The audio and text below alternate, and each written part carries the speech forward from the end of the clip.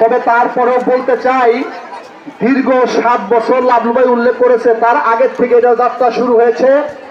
এই পুকুর পাড়ের ঘাটলায় বসে থেকে কিছু ছেলে মেয়েদেরকে ডিস্টার্ব করত, চাঁদাবাজি করত, ছিনতাই করত, টাকা না দিলে তাদেরকে মেরে হাসপাতালে ভর্তি করত।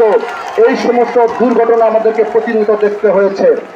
নাম না বললেও কিন্তু সবাই বুঝতে পারছে কে সেই লোক, কারা এটা ইন্ধন দিয়েছে, সবাই বুঝতে পারছেন আপনারা।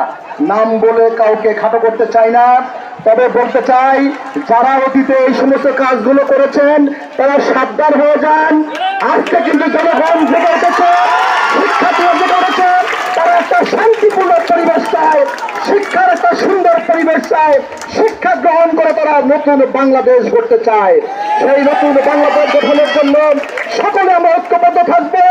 আগামী দিনগুলোয় শুধু ভয়পুর পাহাড়ের উচ্চবিদ্যালয় পুকুর পাড় নয়, যেখানে দুর্ঘটনা ঘটবে, যেখানে আড্ডা হবে, কিশোরকে এর অত্যাচার নির্যাতন বাড়বে, সেখানে আমরা প্রতিরোধ গড়ে তুলব।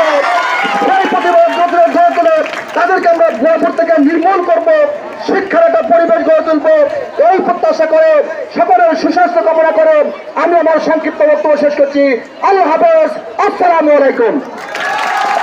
ধন্যবাদ জানাচ্ছি আমাদের মহিউদ্দিন স্যারকে।